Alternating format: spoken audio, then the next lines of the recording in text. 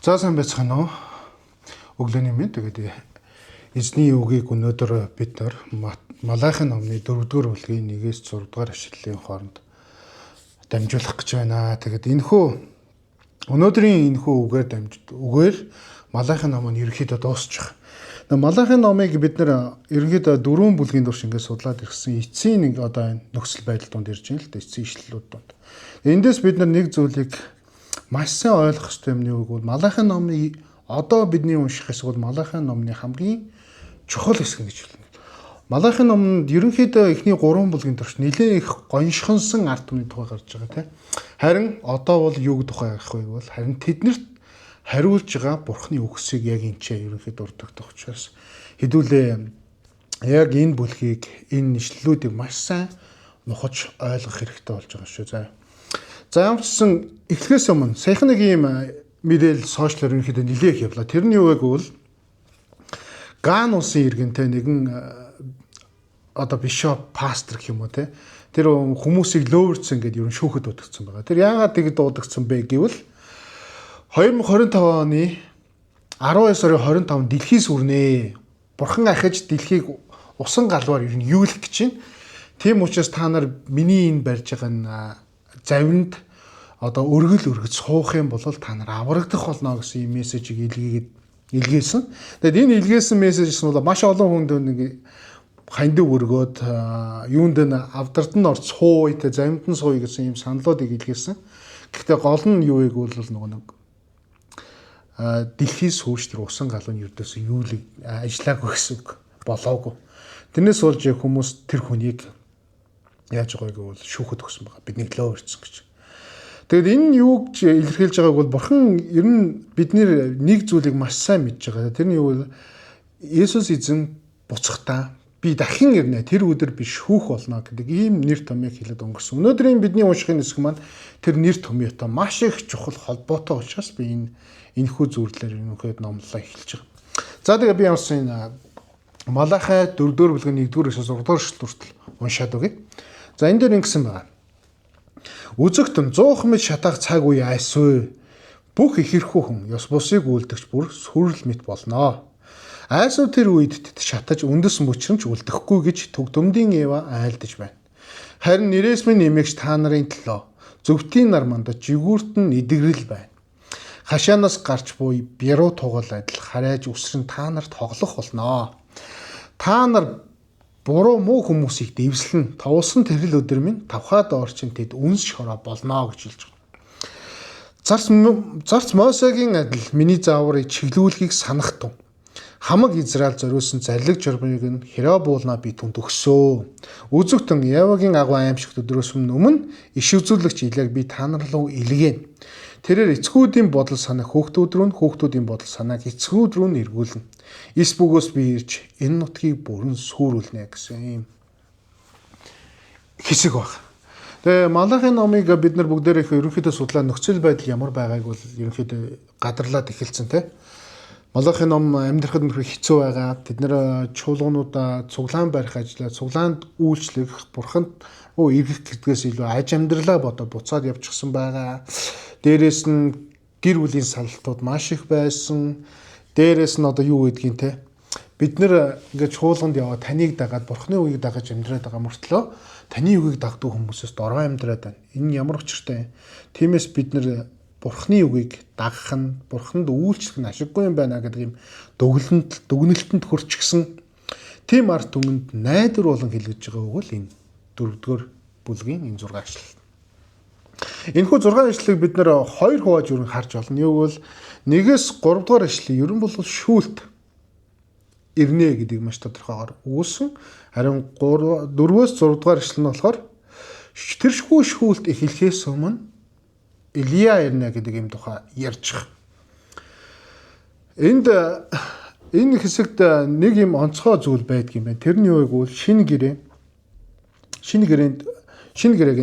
хуучин гэрээнд тэр өдөр гэдэг нэг юм ойлголт байгаа тийм. Хэрэг бид нар 1-р ишлэлийг харах юм бол тийм ингэж байгаа. 100 мэт шатах цаг үе айсвэ. Тэр үед яхаагүй л ихэрхүү хүмүүс болоод сүрэл мэт шатнаа. тэр үед үндэс мөчрөггүй болтлоо тэд нар бүр шатаж үгүй болно гэж хэлж байгаа. Харин эзнээс имээгч хүмүүс тэр өдөр аврагдах тухай яригдана. Тэгээд тэр нь болохоор товлсон тэр өдөр гэдэг ийм нэг цаг хугацааны тухай яригдчих. Товлсон тэр өдөр. Тэр өдөр гэдэг энэ үг нь ерөнхийдөө энэ Малахи ном дээр анх гараад ирж байгаа ерөнхийдөө үг бол ердөөсөө биш. Тэр өдөр гэдэг энэ үг нь юу гэвэл Исая ном, Йоэл ном, Амос ном гэдэг иш үзүүлэгчид ихэнхдээ энэ тэр өдөр гэдэг энийг ойлголтыг тодорхойлж ирсэн. Тэгэд энэ тэр өдөр нь ямар өдөр вэ гэдэг дээр Малахи ном юу гэж хэлж байгааг бол тэр өдөр ёс бусыг үлдэгч болон их хэрхөө хүмүүс сүрж харин түүнийг дагаж итгэл найдвараа тавьдаг хүмүүс тухал мэт баярлан хөөрөх тухай ярьсан тэр өдрийн тухай ярьж байна. Тэр өдөр Бурхан тэдгээр хүмүүсийг үнэхээр юу ч хүн ботл үндэс мөчргүй болтол дарах шатаах тэр өдрийн тухай ярьж байна. Тэгэхээр тэр өдөр гэдэг дээр энд судлаачид нэг зүйлийг хэлдэг нь юу вэ гэвэл тэр бол эцсийн өдөр гэж ярьж байгаа. Харин эцсийн өдөр юу болох вэ гэвэл эцсийн өдөр итгэж түүнд итгэл найдвараа тавьдаг хүмүүс үнэхээр бүх зүйлийг болгож бүтээн гэж Бурхны дотор баярлан хөөрч харин түүнд итгэж найддаг хүмүүс ингээд зовлон шатал бус сүрэл ирэх тухай өгүүлж байгаа юм өдөр байна. Бид нар хэрвээ харах юм бол 3 дугаар эшлэл дээр яг тэгнэ. Та нар буруу муу хүмүүсийг дэвслэнэ. Товлсон тэр өдөр минь л тавхаад орчин тэд үнс шромит болно гэж. За бид нэр буцаад Малахи номны нөхцөл байдлыг харах хэрэгтэй болно те. Малахи номны нөхцөл байдлыг хэрвээ харах юм бол ингэж нөхцөл байдал нь яасан бэлээ? Яг энэний өмнөх хаус эдийн хоног 3-ын төгсгөл дээр те. Танд үйлчлэл нь ямар ч ашиг алгаа гэж хэлж байгаа. Энэ ашиг алгаа гэдэг энэ үгэн дээр юуг тодорхойлж байгаа бол бид танд үйлчлээд идэг, таны үгийг дагаад идэг, сургаалыг чинь дагаж мөрдөөд идэг. Гэтэл биднэрт ямар ч ашиг алга. Яагаад тэгж бид нар дүгнсэн бэ гэдэг дээр харах юм бол тэнд ихэрхүү бардам хүмүүс болон ёс бусыг үйлдэгчтэй итгэлийг ердөөсө тоодгүй тэргээ хүмүүс сайхан амьдраад байсан. Тэднийг дарлаад байсан, тэдний дээр эрх мэдэлтэй байгаад байсан. Энэ зүйлүүдийг харсан Малахичуудад Бурхан хэлж байгаа нэг үг нь юу гэвэл тэр өдөр та нар харин нэг их чөлөөтэй босон тугал мэт баярлан хөөрч харин тэдгээр хүмүүс чинь та нарын тэр аз жаргалтай амжилттай яваад байгаа гэдэг байгаа хараад байгаа тэдгээр хүмүүс чинь сүрх юм шүү гэдэг тухай ярьж байна.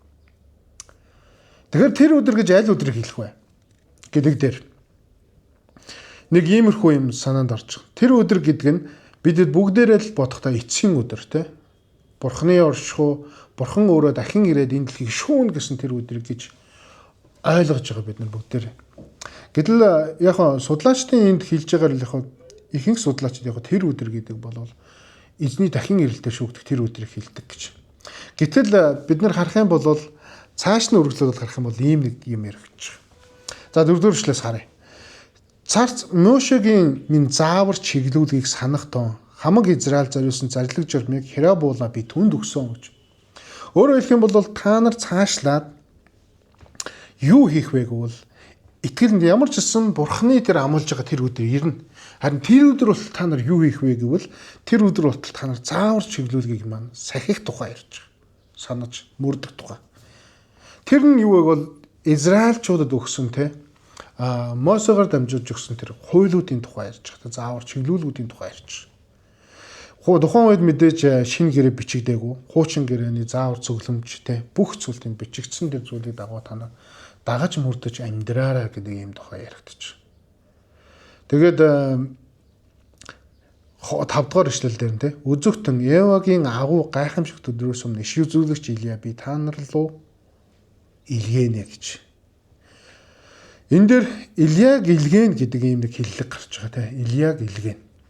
Илия гэж хэн бэ гэдэг дээр та нар бүгдээрээ л мэдчихэл ахалгаа л та. Энийг Иохан номон дээр, Матай номон дээр, Лук номын 1:17 дээр, Матай 10 дугаар бүлгийн 10-аас 13 дугаар эшлэл дээр энэ Илия гэж энэ Малахи ном дээр бичигдсэн зүнчл иш үзүүлэгч Иохан Баптист байсан юм шүү гэж ерөнхийдөө маш тодор гаргацтайгаар бичиж өгсөн байна. Тэгээ эндээс харах юм бол эзний тэр ирэх өдөр буюу Христ энэ дэлхийд мэндэлсэн үйлчлээ эхлүүлэх тэр өдрийг тухайн ярихдаа тэр өдрөөс өмнө гэдэг ийм нэг хилц үг авж байгаа нь иш үзүүлэгч Илия ирнэ гэдэг нь өөрөө Есүсийн ирсэн тэр өдөр болвол магадгүй энэ дээр дурддагдж байгаа тэр өдөр гэдэг ойлголт налидын их эссэн гэдэг юм утгыг гаргаж байгаа. Өөрөөр хэлэх юм бол Бурхны оршихуй шүүлт эхлүүлэх өдөр нь аль хэдийн эхэлж гисэн гэж Есүс ирснээр. Тэгээд Есүс буцахтаа нэг алдтаа үг ирсэн байдаг үйл хөлөөлөн буцахтаа. Би дахин ирэхдээ энэ дэлхийг хайрлагаар биш харин шүүхээр ирэх юм шүү гэдэг юм үг хэлж байгаа. Шүүлт гэдэг тухай ярихдаа бид нэр ахаад энэ Малахи номдоос бол харах юм бол хэр аимшигтай зүйл болохын тухай өгүүлэгдэнэ. Тэрний үг бол бүх хүмүүсийг дэвшлэгч өөрт нь итгэж найдадгүй тэдгээр хүмүүсийг өөрийг нь илэглэн доголдог, өөрийг нь өөрт нь итгэж найддаг хүмүүсийг ихэрхүү ханддаг тэдгээр хүмүүсийг, ёс бусыг үйлдэж байгаа тэдгээр хүмүүсийг дэвшлэх тухайрч. Тэгээ ингээд судлаад үзсэн чинь нэг юм сонирхолтой юм зүйл байна. Тэр нь юу вэ гэвэл хуучин гэрээний хамгийн сүүлийн ном бол Малахи ном Малахи ном дууснаас хойш 400 жил ингээд чимээгүй буюу бурхан ганц ч үгээ энэ ард түмэнд хэлээгүй гэж. Харин энэ ард түмэнд хэлээгүй тэдгээр үгсүүд нь юуг илэрхийлж байгаа вэ гэвэл бурхан энэ ард түмэнд хайргүй босноо гэхээс илүүгээр удахгүй ирэх тэр шүүлтийн буюу Есүсийн ирэх өдрийн тухай онцлон тодорхойлж дууссан байна. Гэхдээ энд бас нэг онцгоор нэгж авч үзэх нэг үг байна. Тэрний юу вэ гэвэл шинэ гэрээ буу дуусахтаа сүрүүлнэ гэдэг ийм аимшигтай бол дууссан. Энэ үг нь болохоор хараал буюу хрим гэдэг ийм үг. Өөрөөр хэлбэл хуучин гэрээ хараалаар төгсөөд харин шинэ гэрээ юугаар ихсэн бэ гэвэл шинэ гэрээ Матай номын 1-р бүлэг тэр чигээр аврал энэ дэлхийд бий болно гэдэг тухай авралаар эхэлж. Тэгэд энэ хоёрын хооронд 400 жил чимээгүй байсан. 400 жил чимээгүй байсан бурхан юуг амлаж ирсэн бэ гэвэл би энэ дэлхийн бүх хүнийг аврах болно гэж. Надад өөрт нь болон миний хүүд итгэж найдаг эдгээр хүмүүсийг би аврахаар хүүгээ илгээсэн гэдэг юм найдвараар эхэлж шинэ гэр. Тэгэхээр бид нар эндээс нэг зүйлийг ердөөс хэдүүл ойлгоё гэж таныг уриалах гэдэг. Тэрний үг бол шинэ гэрээ биднэрт авралын мэдээг тунхаглаж ирсэн бол хуучин гэрээний төгсгөл биднэр сүрлэн шүү гэдгийг сануулсан. Энэ сануулга нь биднэрт юуг илэрхийлж байгаа бол хэрвээ бид түүний хүүд итгэж найдаж шинэ гэрээний байгаа тэр бурхны хүүд итгэж найдаж авралыг үгэлгэснээр амлалтыг нь мэдж таньж ойлгохгүй бол энэ сүрэл бидний дотор ирэх өдөр ойрхон байгаа гэдгийг сануулж байна. Тэгээ эцсийн Библиэлд болон бидний амьдралд Библийн теологи дээр суурилсан олон кино зохиолдог эцсийн өдрийн тухай дэлхий сүрж байгаа өдрийн тухай. Дэлхийн сүрлийг бид нэр ерөнхийдөө маш олон хүн ер нь төсөөлөн боддог. Тэр төсөөлөл дундаа нь юу гэвэл дэлхийн сүрүүл яах вэ гэдэг. Хүн төрлөختөд яах вэ гэж.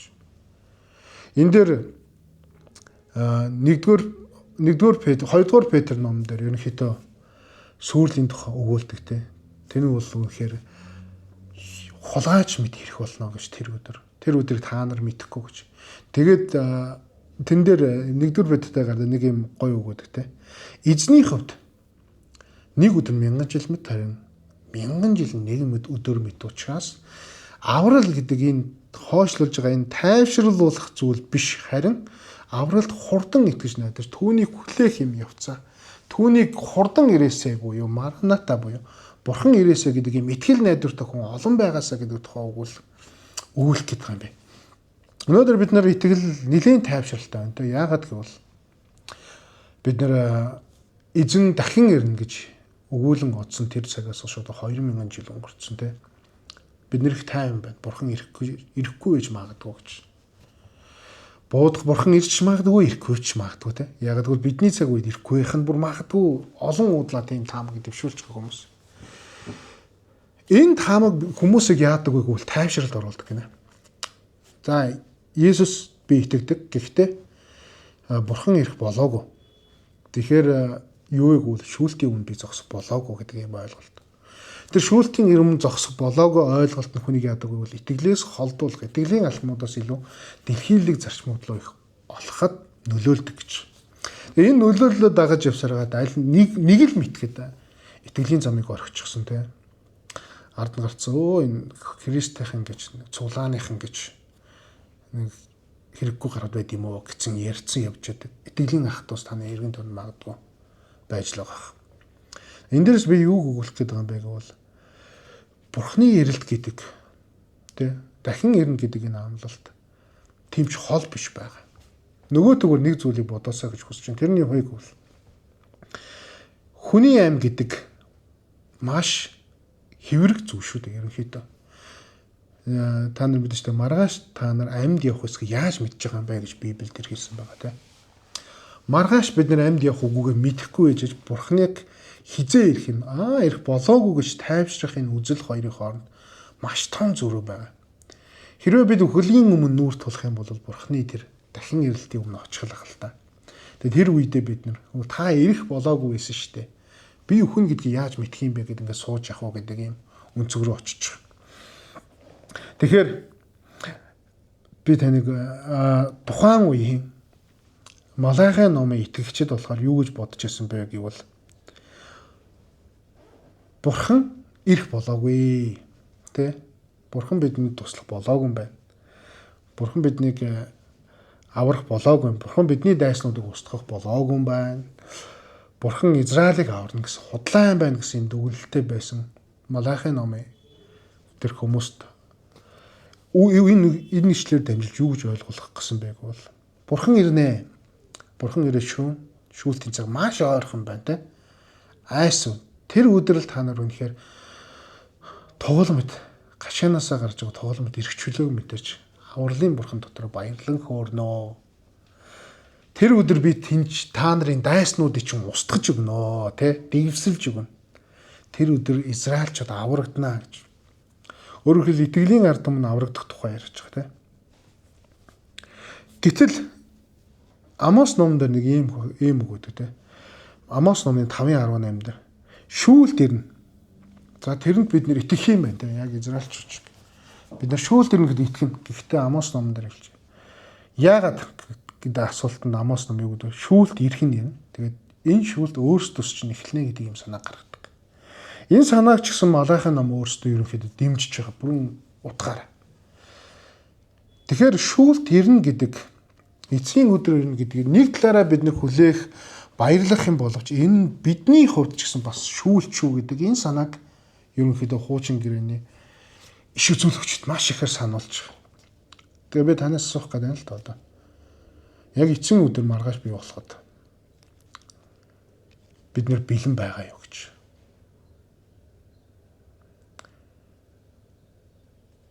Тэгээд энэ асуултанд Малахи номны 4-р бүлгийн 6-р эшлэл ингэж хариулж байгаа. Тэрээр эцгүүдийн бодол санааг хүүхдүүдийн бодол санааг эцгүүд рүү нэргүүлнэ гэж. Өөрөөр хэлэх юм бол Илия ирснээр тий юу болох вэ гэвэл тэрээр эцгүүдийн бодол санааг хүүхдүүдийн бодол санааг эцгүүд рүү нэргүүлэх юм аа. Ийм үйл явцыг хийн гэдэг юм амлалтыг өгч. Өөрөөр хэлэх юм бол Есүс бидний төлөө ирсэн. Биднэрт юу хэлсэн бэ? Ямарсан бэ гэвэл өөрөөр хэлсэн тий би хуулийг үгүйсгэхээр бус харин төгс хэрэгжүүлэхээр ирсэн юм аа гэдэг тухай ярьж байна. Энэ тухайн үед хэлэгжсэн эцгүүдийн бодол санаа гэдгийг Малахи номын дээр байгаа Израильчууд юу гэж ойлгож байсан бэ гэвэл эцгүүд гэдэг бол тэдний хувьд Авраам, Исаак, Яакуудын тухай ярьж байгаа. Өөрөөр хэлэх юм бол Бурханд найдаж итгэл найдвараа тамж амьдардаг бүх зүйлээд Бурханд найдаж амьдардаг тэдгээр хүмүүсийг хүүхдүүд рүү нийлгэнэ гэж. Өөрөөр хэлэх юм бол за энийг би нэг Библи судлаачийн үгээс авч байгаа шүү заа.